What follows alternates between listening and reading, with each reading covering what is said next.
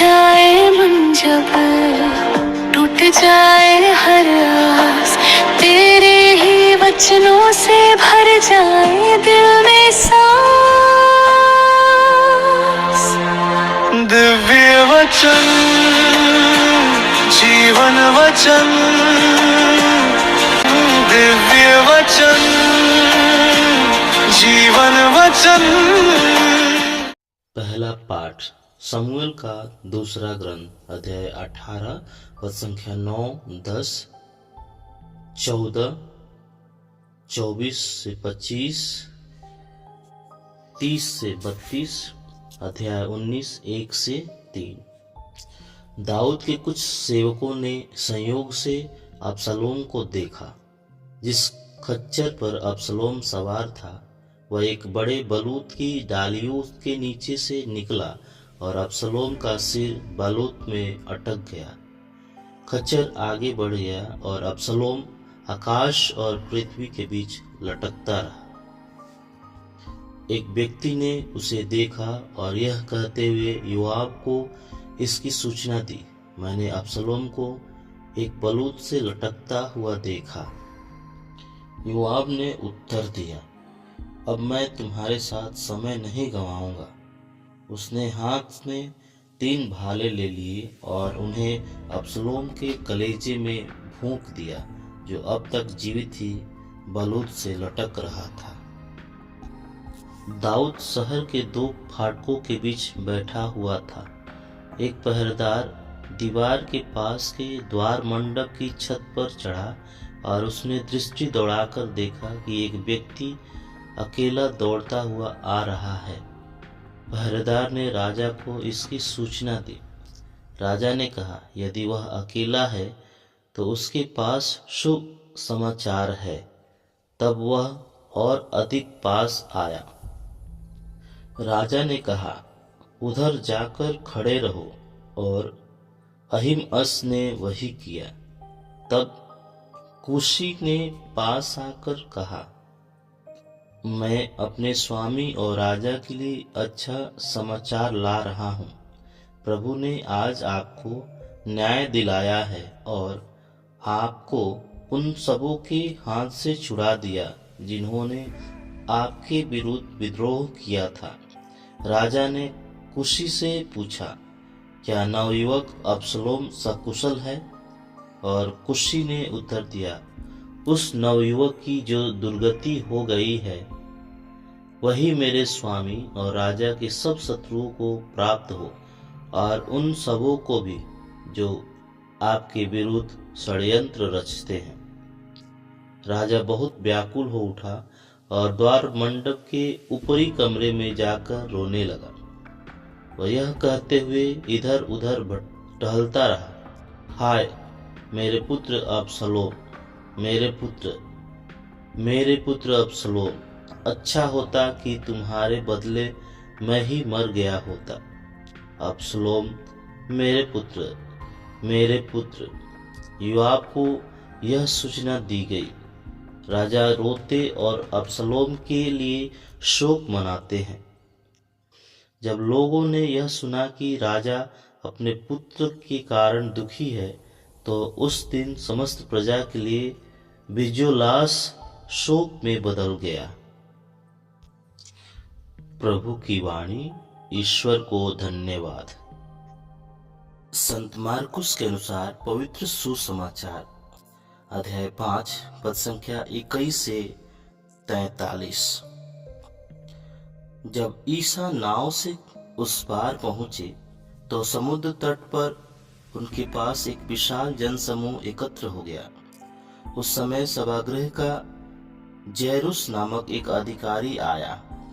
ईसा को देखकर वह उनके चरणों पर गिर पड़ा और यह कहते हुए अनुनय विनय करता रहा, मेरी बेटी मरने पर है, आइए और उस पर हाथ रखिए जिससे वह अच्छी हो जाए और जीवित रह सके। ईसा उसके साथ चले। एक बड़ी भीड़ उनके पीछे हो ली और लोग चारों ओर से उन पर गिर पड़ते थे। एक स्त्री 12 वर्ष से रक्तस्राव से पीड़ित थी। अनेकानेक वैद्यों के इलाज के कारण उसे बहुत कष्ट सहना पड़ा था और सब कुछ खर्च करने पर भी उसे कोई लाभ नहीं हुआ था, बल्कि वह और भी बीमार हो गई थी। उसने ईसा के विषय में सुना था और भीड़ में पीछे से आकर उनका कपड़ा छू लिया, क्योंकि वह मन ही मन कहती थी, यदि मैं उनका कपड़ा भर छू पाऊं तो अच्छी हो जाऊंगी। उसका रक्तस्राव उसी क्षण सूख गया और उसने अपने शरीर में अनुभव किया कि मेरा रोग दूर हो गया है। ईसा उसी समय जान गए कि उनसे शक्ति निकली है। भीड़ में मुड़कर उन्होंने पूछा, किसने मेरा कपड़ा छुआ? उनके शिष्यों ने उनसे कहा, आप देखते ही हैं कि भीड़ आप पर गिरी पड़ती है, तब भी आप पूछते हैं, किसने मेरा स्पर्श किया? जिसने ऐसा किया था उसका पता लगाने के लिए ईसा ने चारों ओर दृष्टि दौड़ाई। वह स्त्री यह जानकर कि उसे क्या हो गया है, डरती कांपती हुई आई और उन्हें दंडवत कर सारा हाल बता दिया। ईसा ने उससे कहा, बेटी, तुम्हारे विश्वास ने तुम्हें चंगा कर दिया है, शांति प्राप्त कर जाओ और अपने रोग से मुक्त हो। ईसा ने उससे कहा, बेटी, तुम्हारे विश्वास ने तुम्हें चंगा कर दिया है, शांति प्राप्त कर जाओ और अपने रोग से मुक्त रहो। ईसा यह कह ही रहे थे कि सभागृह के अधिकारी के यहाँ से लोग आए और बोले, आपकी बेटी मर गई है, अब गुरुवर को कष्ट देने की जरूरत ही क्या है? ईसा ने उनकी बात सुनकर सभागृह के अधिकारी से कहा, डरिए नहीं, बस विश्वास कीजिए। ईसा ने पेतरुस, याकूब और याकूब के भाई यूहन के सिवा किसी को भी अपने साथ आने नहीं दिया। जब वे सभागृह के अधिकारी के यहाँ पहुँचे तो ईसा ने देखा कि कोलाहल मचा हुआ है और लोग विलाप कर रहे हैं। उन्होंने भीतर जाकर लोगों से कहा, यह कोलाहल, यह विलाप क्यों? लड़की मरी नहीं, सो रही है। इस पर वे उनकी हंसी उड़ाते रहे। ईसा ने सबको बाहर कर दिया और वह लड़की के माता पिता और अपने साथियों के साथ उस जगह आए जहां लड़की पड़ी हुई थी। उन्होंने लड़की का हाथ पकड़कर उससे कहा, तालिथा कुम, इसका अर्थ है, ओ लड़की, मैं तुमसे कहता हूँ, उठो। लड़की उसी क्षण उठ खड़ी हुई और चलने फिरने लगी, क्योंकि वह 12 वर्ष की थी। लोग बड़े अचंभे में पड़ गए। ईसा ने उन्हें बहुत समझाकर आदेश दिया कि यह बात कोई न जान पाए और कहा कि लड़की को कुछ खाने को दो। प्रभु का सुसमाचार। ख्रिस्त प्रभु की जय। सबको जय यीशु। ख्रिस्त में प्यारे भाई और बहनों, आज ईश्वर का वचन हमें दिल को छू लेने वाली 2 कहानियों के माध्यम से एक ही सच्चाई सिखाता है। नियंत्रण, अहंकार और भय, ये तीनों मिलकर जीवन को तोड़ देते हैं और मृत्यु की ओर ले जाते हैं। और जब मनुष्य विश्वास, विनम्रता और भरोसे में जीता है, तब जीवन लौट आती है। आज का पहला पाठ में राजा दाऊद और उसके पुत्र अबसलोम की मृत्यु की दुखद कहानी के बारे में बताता है, जहां अबसलोम सुंदर था, बलवान था, लोगों के दिल को जीतना जानता था, लेकिन उसके भीतर एक आग जल रही थी, सत्ता पाने की, दूसरों को अपने वश में रखने की और अपने पिता को पद से हटाने की। एक समय जब वह घोड़े पर सवार होकर भागता है, पर जिस बालों पर उसे घमंड था, वही उसे पेड़ में फंसा देता है। यह दृश्य केवल एक ऐतिहासिक घटना नहीं है, बल्कि हर उस व्यक्ति की तस्वीर है जो अपने अहंकार में उलझ जाता है। कृष्ण में प्यारे भाई और बहनों, पिता हमेशा पिता ही होता है। अबसलोम की मृत्यु के बाद दाऊद बहुत दुख से कहता है, मेरे पुत्र अबसलोम, काश मैं तेरी जगह मर गया होता। यहाँ दाऊद एक राजा या सेनापति नहीं है, बल्कि एक दुखी और टूटे हुए पिता के रूप में हमारे सामने है। अबसलोम दाऊद के विरुद्ध युद्ध किया, लेकिन दाऊद युद्ध जीत गया, राज्य सुरक्षित हो गया। लेकिन दाऊद के लिए इस जीत का कोई अर्थ नहीं रह जाता, क्योंकि उसने अपना पुत्र को खो दिया। यह वचन हमें सिखाता है कि जब रिश्ते टूट जाते हैं तब दुनिया की सारी जीतें भी फीकी पड़ जाती है। और ठीक इसी गहरा दुख, मृत्यु और आंसुओं के बीच सुसमाचार हमें यीशु के पास ले आता है, जहां दो कहानियां, एक पिता की और एक बेटी की। जेरुस जो समाज में प्रतिष्ठित है, यीशु के पैरों में गिर पड़ता है। उसके लिए पद, सम्मान, प्रतिष्ठा सब अर्थहीन हो चुके हैं, क्योंकि उसकी बेटी मरने वाली है।